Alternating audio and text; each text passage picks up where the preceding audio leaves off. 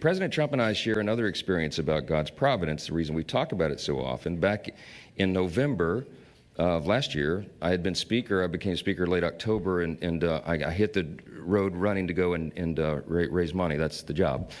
And we were down at Mar-a-Lago, and I was doing some fundraising events down in Palm Beach. And so my sons were on Thanksgiving break. Jack and Will, we have 4. My daughters are in law school, and Jack's 18 and Will's 13. And we were down there, and they came to dinner with me at Mar-a-Lago. So it was President Trump and my boys and I and Susie Wiles and 1 or 2 others. A couple of hours, we just visited, fellowship. It was great.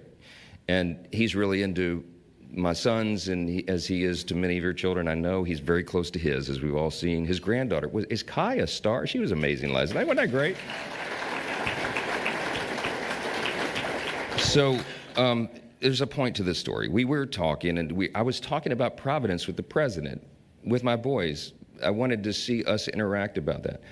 And so the next morning, I was down at another hotel down on Palm Beach, and we were having some fundraising meetings with big donors. And suddenly the Secret Service burst into the back of the room. They said, "Mr. Speaker, we need you on the beach." I said, "Right now?" Well, my boys were with me because they were on Thanksgiving break from school. And my heart starts beating. It's your sons. So they race me out through the back corridors of the hotel, and we go out onto the beach. And surrounding my sons on the beach is 25 medical personnel, law enforcement, and they almost drowned. So they were out in the Atlantic, and a rip current came through and pulled them way out to sea. And my boys are good athletes, great swimmers. My oldest son, Jack, we dropped off at the Naval Academy 3 weeks ago. He wants to be a SEAL. I mean, these kids know how to swim. But these rip currents in the Atlantic are pretty serious.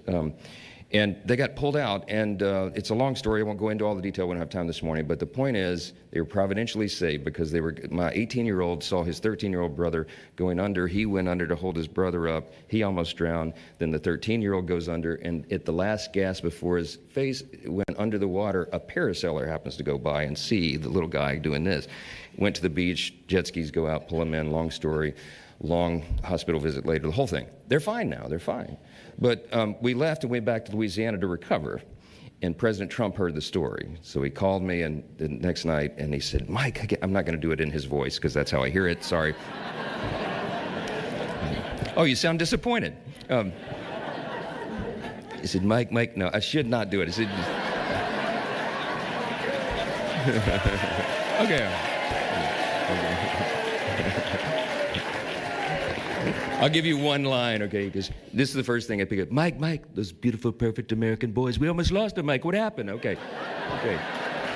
We did.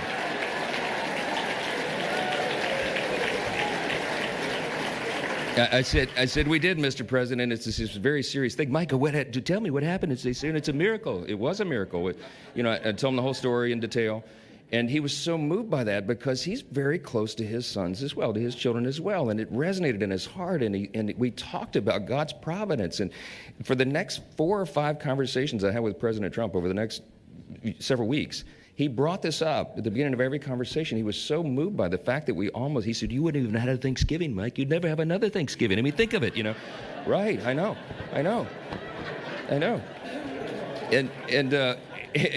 And at the end of that, you know, like the 5th time we talked about it, he said, "You know what? God saved your boys." I said, "Mr. President, he did.